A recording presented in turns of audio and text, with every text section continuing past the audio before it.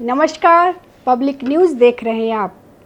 बिहार में जैसे ही चुनाव आयोग ने विशेष पुनरीक्षण अभियान यानी एसआईआर शुरू किया, राज्य की मतदाता सूची में जो गड़बड़ियां सामने आई, उन्होंने सबको हक्का बक्का कर दिया। अब बात सिर्फ मतदाता सूची की ही नहीं थी, बात थी आधार सैचुरेशन जैसे तकनीकी आंकड़ों की, जो अब आम चर्चा का विषय बन चुका है। सीमांचल के मुस्लिम बहुल जिलों में तो हाल यह था कि हर 100 लोगों पर 120 से ज़्यादा आधार कार्ड पाए गए। सोचिए जरा, 100 लोग और 120 आधार कार्ड। सवाल उठना लाजमी था, क्या दस्तावेजों के नाम पर कोई संगठित धोखाधड़ी चल रही है? और अब बड़ा सवाल, अगर यही एसआईआर अभियान पश्चिम बंगाल में शुरू किया जाए तो क्या होगा?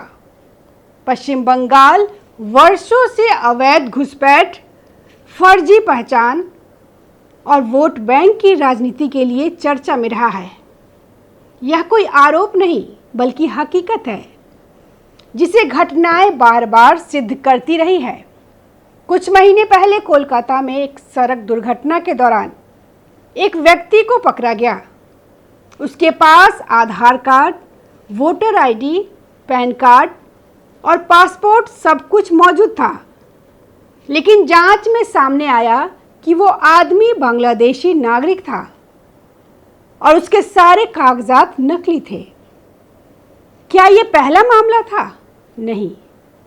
इंडियन एक्सप्रेस की एक रिपोर्ट ने खुलासा किया, एक पासपोर्ट स्कैम में 130 लोग चार्जशीटेड हैं, जिनमें 120 बांग्लादेशी हैं, जिन्होंने भारतीय दस्तावेजों के आधार पर पासपोर्ट बनवा लिया।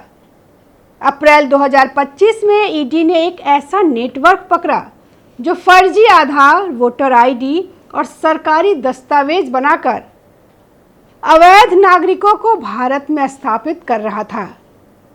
ये जाल सिर्फ बंगाल तक सीमित नहीं था, इसका फैलाव असम, दिल्ली और महाराष्ट्र तक हो चुका था। बीएसएफ ने भी अक्टूबर 2024 में मुर्शिदाबाद बॉर्डर से 4 बांग्लादेशी नागरिकों को पकड़ा।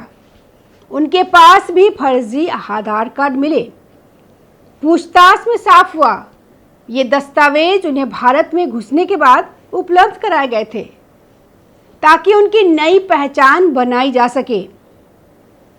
और जब चुनाव आयोग ने खुद पश्चिम बंगाल में 7800 से अधिक डुप्लीकेट वोटर आईडी रद्द की, तब जाकर यह खेल और भी उजागर हो गया।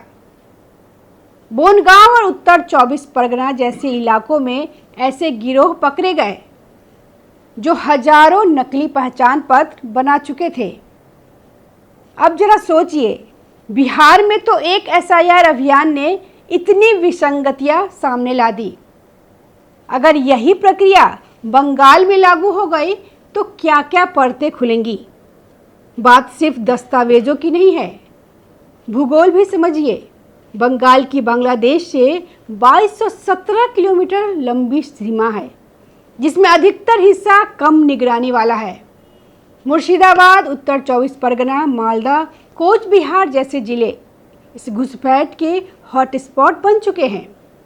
यह सब यूं ही नहीं हुआ।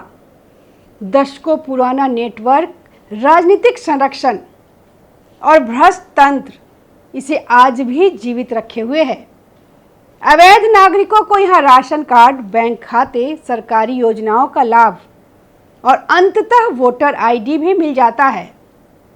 और यहीं से शुरू होता है चुनावी खेल।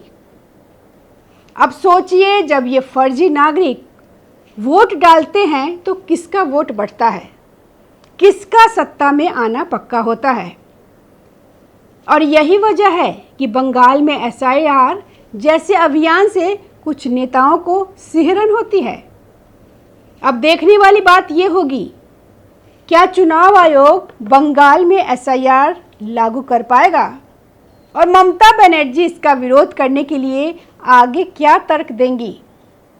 यह सिर्फ वोट की गिनती नहीं, पहचान की सच्चाई का पर्दाफाश है। सवाल दस्तावेजों से बड़ा है, यह लोकतंत्र की नींव से जुड़ा है। धन्यवाद। ताज़ा खबरों से जुड़े रहने के लिए हमारे चैनल को सब्सक्राइब करें और बेल आइकन को दबाना ना भूलें ताकि हर खबर की नोटिफिकेशन आपको मिलती रहे।